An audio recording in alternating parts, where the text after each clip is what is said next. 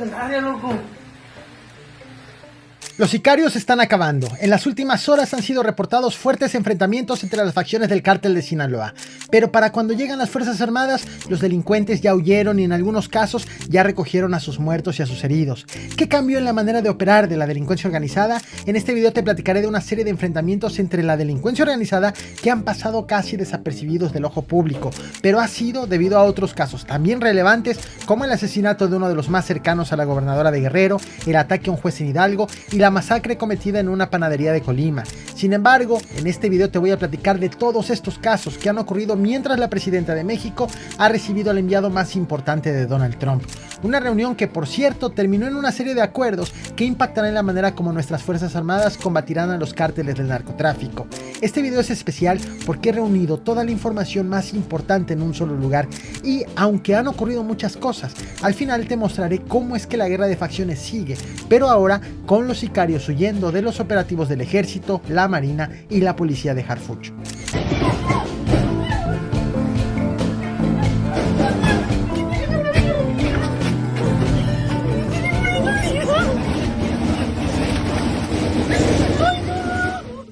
Este es el caso más reciente, pero a la vez el más grave. Ocurrió en la sindicatura de Villajuárez, municipio de Navolato, en el contexto de la guerra de facciones del cártel de Sinaloa. Aquí, en lo que va de esta semana, grupos delictivos antagónicos se han enfrentado en al menos 2 ocasiones. En el caso más reciente, ocurrido hace apenas unas horas, un joven fue asesinado y 2 personas resultaron heridas. En redes sociales ha comenzado el rumor que uno de los heridos fue un estudiante que fue confundido por 2 sicarios que le dispararon. Sin embargo, la versión oficial señala otra cosa. Autoridades informaron que el fallecido fue identificado como Everardo, de 43 años, en tanto que los lesionados son Carlos y Edgar, él sí, de 19 años de edad. En estos momentos ambos están siendo atendidos en un hospital donde ha sido desplegado un fuerte operativo debido a que el pasado fin de semana hombres armados dispararon a más de una decena de personas en 3 hospitales de Culiacán. Al momento en que hago este video, un helicóptero sobrevuela en la zona con las autoridades tratando de entender quiénes fueron los sicarios y a dónde se dieron a la fuga, porque como ya te adelantaba, este ha sido el segundo hecho violento en lo que va de esta semana en el lugar. Pues en el primer caso existe la sospecha de que los delincuentes tomaron a sus muertos y heridos para ocultarlos de las Fuerzas Armadas, pero no me adelanto porque ese tema lo tocaré más adelante.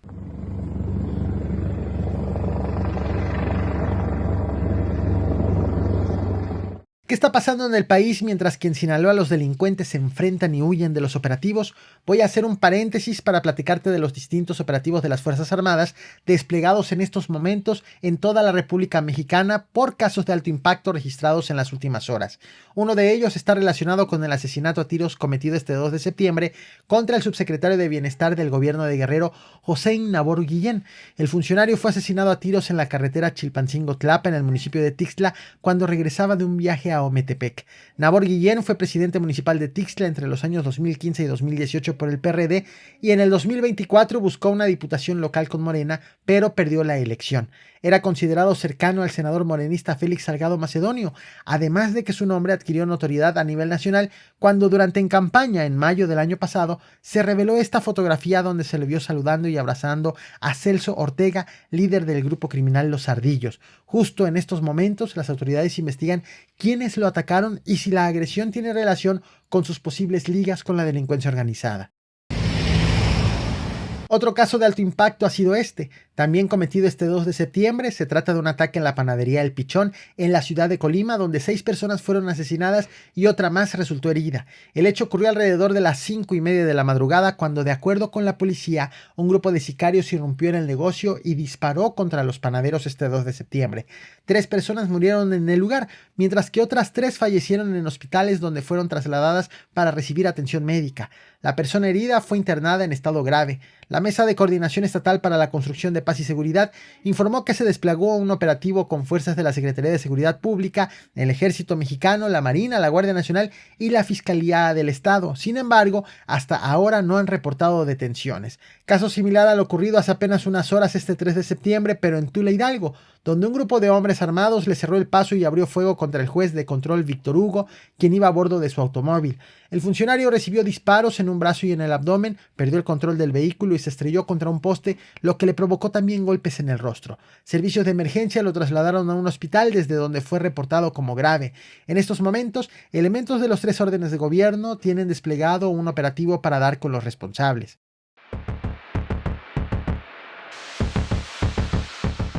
A la par de estos hechos, a nivel internacional han ocurrido acontecimientos que afectan de manera importante a nuestro país. Este video fue difundido este 2 de septiembre por el gobierno de Estados Unidos. Al respecto, el presidente norteamericano Donald Trump informó que fuerzas estadounidenses realizaron un ataque en el Caribe contra una lancha rápida que, según dijo, salió de Venezuela y transportaba drogas. Según el mandatario, el grupo a bordo era del Tren de Aragua y aseguró que eliminaron a 11 presuntos terroristas cuando estaban en aguas internacionales. Sobre este hecho, el ministro de Comunicación de Venezuela, Freddy Ñáñez, negó la veracidad del hecho y ha acusado que el video del ataque fue generado con inteligencia artificial. Pero esta acción ha sido aprovechada por el secretario de Defensa de Estados Unidos, Pete Hegseth, quien dijo que continuarán las operaciones militares contra cárteles en la región, es decir, fuera del territorio de Estados Unidos. Incluso, hace apenas unas horas el gobierno de Estados Unidos informó que incautó 13,000 barriles cargados de 300,000 kilos de químicos que tenían como destino México. Se informó que el operativo fue hecho en alta mar contra 2 buques que zarparon de China, pero no han detallado el lugar exacto de esa operación, y es justo donde entra nuestro país en juego, pues estamos ante las primeras demostraciones de fuerza hechas por Estados Unidos fuera de su territorio contra cárteles que operan en Latinoamérica. No es verdad esta afirmación que hace, pero nos quedamos con la buena relación. Lo que acabas de escuchar es a la presidenta de México, Claudia Sheinbaum, diciendo a Donald Trump que no tiene miedo. Te pongo en contexto. Este 2 de septiembre, el presidente de Estados Unidos aseguró en una entrevista que ofreció enviar militares a México para combatir a los cárteles. Sin embargo, dijo que la presidenta mexicana rechazó esa propuesta y opinó que la presidenta no aceptó el apoyo militar por miedo. Al respecto, este 3 de septiembre, Claudia Sheinbaum negó durante la conferencia matutina tener miedo. Sin embargo, no opinó más, pues destacó que mantiene una relación de respeto con el gobierno de Estados Unidos y que lo que busca es en realidad entendimiento en distintos temas como en la seguridad y el comercio. Y en el caso de seguridad hemos llegado a un buen acuerdo. Y yo creo que eso es importante porque puedes estar de acuerdo con unas cosas o no, con un gobierno extranjero. Pero lo importante aquí, y por la importancia de la relación México-Estados Unidos, es que estamos llegando a acuerdos de entendimiento. Horas más tarde, la presidenta recibió en Palacio Nacional al secretario de Estado de Estados Unidos, Marco Rubio, para hablar sobre el trabajo conjunto para combatir la inseguridad. De acuerdo con lo informado por la presidenta, ambos gobiernos acordaron un entendimiento, que no un tratado, que incluye la investigación conjunta sobre precursores químicos utilizados para producir fentanilo. Por su parte, Marco Rubio calificó como histórico el nivel de cooperación con México en los últimos meses, que ha incluido el traslado a Estados Unidos de 55 reos solicitados por la justicia de ese país, así como entrenamiento, equipo e intercambio de inteligencia entre agencias. Agradecerles a todos, a todas, los gobernadores, las gobernadoras, por su trabajo permanente, su compromiso con su estado, con el país. Agradecerles su asistencia ayer, el día de hoy, gracias también por el comunicado. La presidenta de México también sostuvo una reunión este 2 de septiembre con los gobernadores del país. A ellos les pidió aterrizar la Estrategia Nacional de Seguridad en cada estado, mientras que el secretario de Seguridad y Protección Ciudadana, Omar García Harfuch, pidió la colaboración de los gobernadores para ejecutar la estrategia de seguridad en todo el país. En esa misma reunión, los gobernadores pidieron la palabra para externar sus peticiones y preocupaciones en materia de seguridad. La gobernadora de Aguascalientes, la panista Teresa Jiménez, pidió crear un mecanismo mensual de seguimiento entre enlaces estatales y federales para homologar protocolos de inteligencia y de policía cibernética. El de Jalisco, el lemesista Pablo Lemos, pidió flexibilizar la ley de disciplina financiera para contratar más policías. La de Morelos, la morenista Margarita González, pidió establecer una política nacional penitenciaria para separar personas procesadas por delitos graves de aquellas por delitos menores. El de Michoacán, el morenista Alfredo Ramírez Bedoya, advirtió sobre la participación de extranjeros, principalmente venezolanos y colombianos, en delincuencia organizada dentro de la entidad. Y el de Tamaulipas, el morenista Américo Villarreal, planteó la necesidad de cuantificar mejor la extorsión para diseñar acciones más efectivas, mientras que el gobernador de Sinaloa no pidió nada.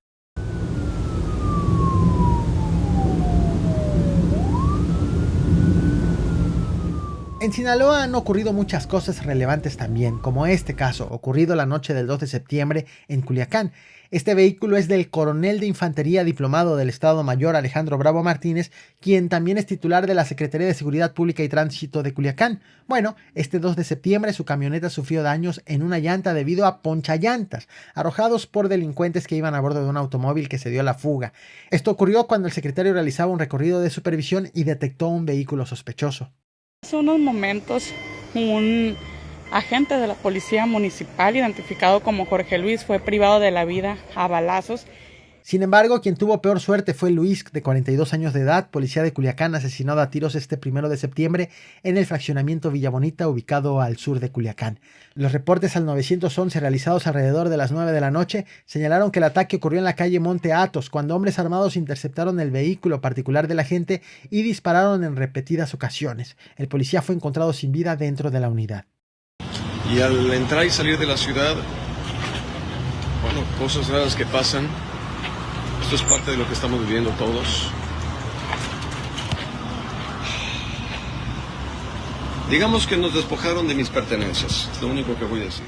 Este ha sido otro caso. Él es John Milton, un famoso hipnotista. La tarde del 2 de septiembre, según lo denunció en sus propias redes sociales, fue despojado de su camioneta cuando circulaba por la carretera Culiacán-El Dorado en las inmediaciones de Campo El 10 y El Quemadito. De acuerdo con los reportes iniciales, 4 hombres armados a bordo de un automóvil lo interceptaron y lo bajaron de la unidad. En una primera versión se indicó que presentó una lesión superficial en un brazo y que fue trasladado a un hospital en vehículo particular. Sin embargo, más tarde, en la conferencia de prensa, la vocería de la Secretaría de Seguridad Pública del Estado señaló que no hubo personas lesionadas. Lo cierto es que la denuncia del hipnotista provocó tal movilización que elementos de la Policía Estatal Preventiva y del Grupo Interinstitucional encontraron la camioneta aproximadamente 6 horas después del robo gracias al GPS del vehículo. En el vehículo donde tengo mis pertenencias van mi pasaporte, mi visa y demás. Entonces les pido por favor que si alguien conoce a las personas quienes tomaron esas pertenencias, que me hagan favor de regresarme lo que corresponde. Es todo lo que quiero. Gracias. Bye. También en las últimas horas han sido reportados casos relevantes como el hallazgo de un cuerpo en un campo de béisbol de Navolato o casas baleadas en un fraccionamiento ubicado junto al libramiento Benito Juárez, La Costerita en Culiacán. Ha sido en este contexto que los organizadores del Palenque de Culiacán anunciaron la cancelación definitiva del evento para este año. El anuncio lo hicieron mediante este comunicado en donde explican que la decisión se tomó debido a la inseguridad persistente en Sinaloa desde septiembre del año pasado. Aquí llaman la atención 3 cosas. 1. Se trata del segundo año consecutivo con cancelaciones debido a la violencia en la entidad. 2. Reconocen que aún no devuelven el dinero de las entradas por la cancelación de la edición del año pasado. 3. Aseguran que la cancelación de este año se hace con el conocimiento de las autoridades necesarias.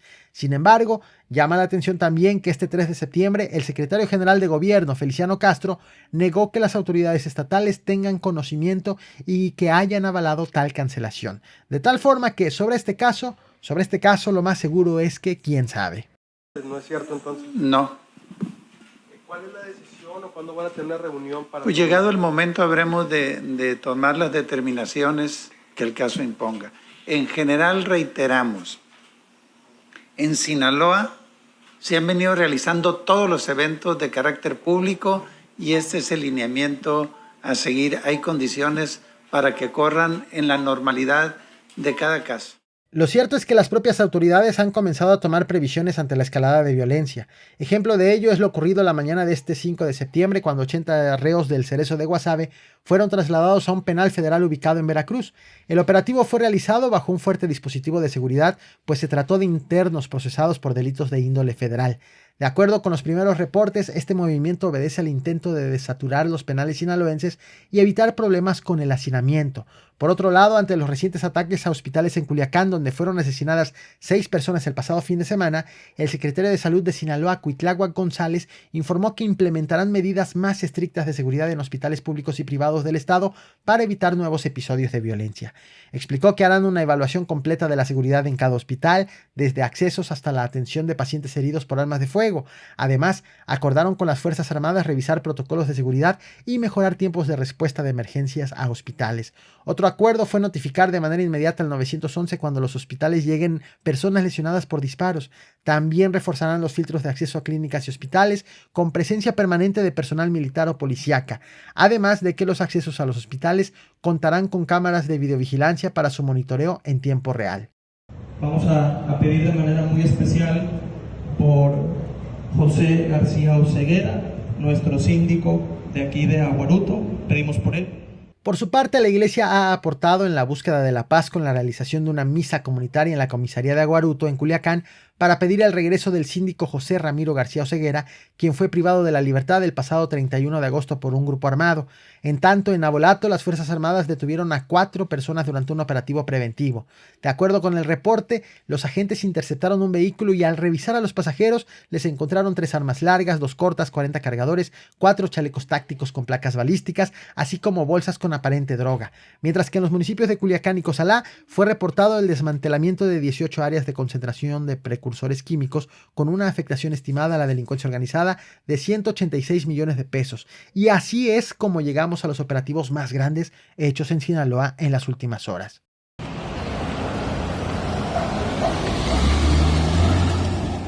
Durante la madrugada de este 3 de septiembre, elementos de la Secretaría de Seguridad y Protección Ciudadana, conocidos como los Harfuch o la Policía de Harfuch, así como elementos de la Marina, desplegaron un amplio operativo en Guasave que incluyó cateos en distintos puntos de la ciudad. De acuerdo con reportes iniciales, alrededor de las 3 de la madrugada entraron a la cabecera municipal convoys de aproximadamente 20 patrullas, algunas de ellas blindadas que se movieron en grupos hacia varios sectores. Entre los lugares intervenidos estuvieron inmuebles de la colonia Macarenco, así como domicilios cercanos al Deportivo Arturo Peinbert Camacho y en la calle Prolongación Miguel Hidalgo. La intervención incluyó el cierre de calles y revisiones en viviendas. Fue la mañana de este 3 de septiembre que el titular de Seguridad y Protección Ciudadana de Sinaloa, Juan de Dios López Rubio, explicó que el despliegue se originó tras el reporte recibido en el C4 sobre la presencia de hombres armados en las calles de Guasave. Sin embargo, esos delincuentes huyeron en cuanto vieron la fuerte movilización de las Fuerzas Armadas, de tal forma que, al no encontrar indicios adicionales, los elementos federales se retiraron.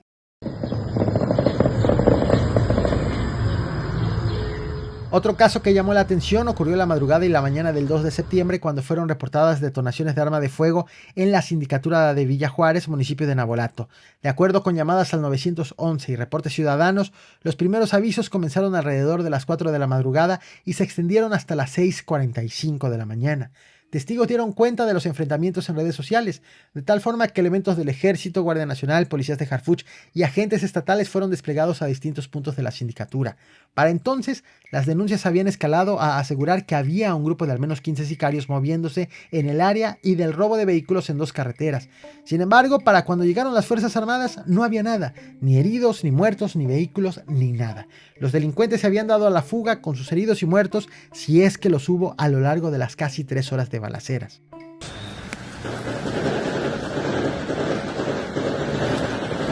Aquí están en el centro, no vayan a salir, yo tengo cerrado aquí la tortillería. Yo tengo cerrado la tortillería, no vayan a salir. Es en la misma sindicatura de Villa Juárez donde hace apenas unas horas un grupo de hombres armados se enfrentó a tiros. Como ya te platicaba al inicio de este video, aquí hubo una persona muerta y 2 heridas. Los hechos ocurrieron alrededor de la 1 de la tarde con 40 minutos cuando se reportaron detonaciones de arma de fuego en la calzada Benito Juárez en las inmediaciones de un restaurante-bar. Versiones iniciales señalaron que al menos 2 camionetas participaron en el enfrentamiento. Este hecho fue reportado a las autoridades mediante llamadas al 911 y de inmediato fue activado un operativo con la participación de la Policía Estatal Preventiva, la Guardia Nacional y el Ejército Mexicano. Como parte del operativo, un helicóptero sobrevoló la sindicatura. En tanto, en redes sociales se mostró cómo las balaceras fueron escuchadas en negocios y en escuelas de educación básica, donde las personas decidieron protegerse tirándose al suelo.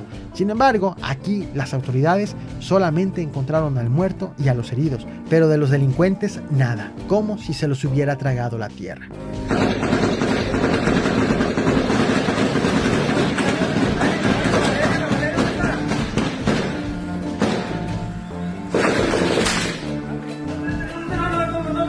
Dale.